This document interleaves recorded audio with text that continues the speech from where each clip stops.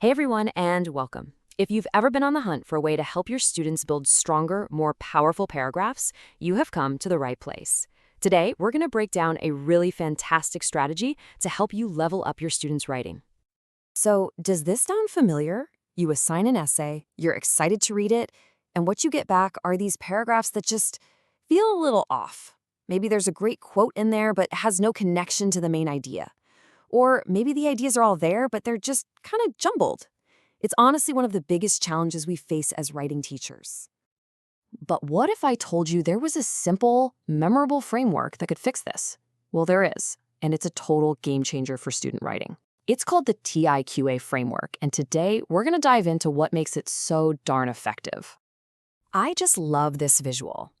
Think about the TIQA strategy as a lighthouse. For our students, who are often navigating the pretty foggy waters of academic writing, it's this clear, guiding light, a structure that leads them safely to a really strong, well-supported paragraph. So what is it? Well, TIQA, and you pronounce that TIQA, is basically a step-by-step process. It's designed specifically to help students write paragraphs that have a clear topic sentence, solid evidence, and, most importantly, some really thoughtful analysis. So why does this work so well? The brilliance of TIQA is how it takes this really complex thing, writing a strong paragraph, and breaks it down into these 4 clear, manageable steps. It makes an abstract idea totally concrete. And it's perfect for any kind of text-based writing, whether that's literary analysis or an informational essay. Plus, it's super versatile for grade 6 all the way up through 12. All right, let's get into the nuts and bolts of it. We're going to walk through each of these 4 simple steps so you can see for yourself just how clear and powerful this framework really is for students. First up, we've got T, which, you guessed it, stands for topic sentence. This is the foundation. This is the bedrock of the entire paragraph. So the action here is simple. The student just needs to state the main idea or the big claim of their paragraph. The guiding question we want them to have in their head is, what is the one main point I'm trying to make right here? This sets the roadmap for everything else that's about to follow. Okay, let's move on to I, which stands for introduce evidence. Now this is the one that students so often skip, but wow, is it crucial for making their writing flow. So before a student just drops a quote out of nowhere into the paragraph, they need to give us a little context. Who's speaking? What book is this from? The question they should ask is, who or what is the source of my evidence? This little step makes the writing feel so much smoother and way more professional. Next up, we have Q for quote or paraphrase. This is where the student brings in the proof, the support for their claim. Right here, the student picks and then inserts that specific piece of evidence. It could be a direct quote or maybe a paraphrase that's going to back up the claim they made in their topic sentence. The key question for them is, what specific evidence really proves my point here? And finally, we get to A for analyze.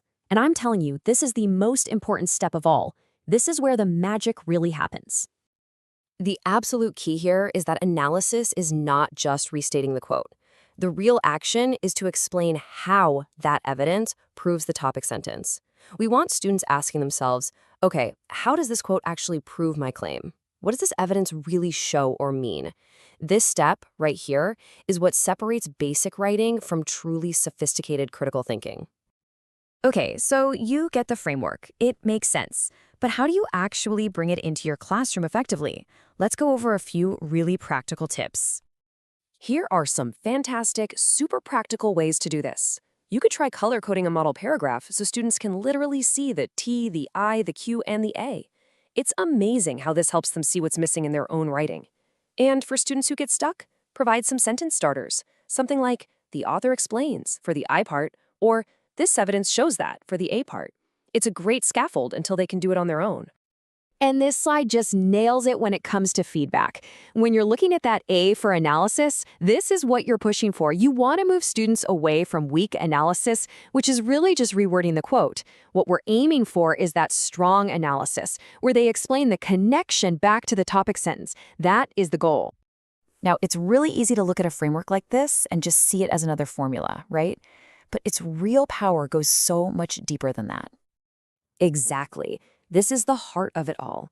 TIQA is a thinking tool. It's a scaffold for the critical thinking process itself. It teaches students to consciously pick their evidence and then to deliberately explain why it matters. It moves them from just being passive collectors of quotes to being active, thoughtful analysts. So, as we wrap up, I just want to leave you with this question to mull over for your own classroom. How are you going to use a tool like this to empower your students, to help them make that crucial leap from just dropping in evidence to truly, deeply analyzing it?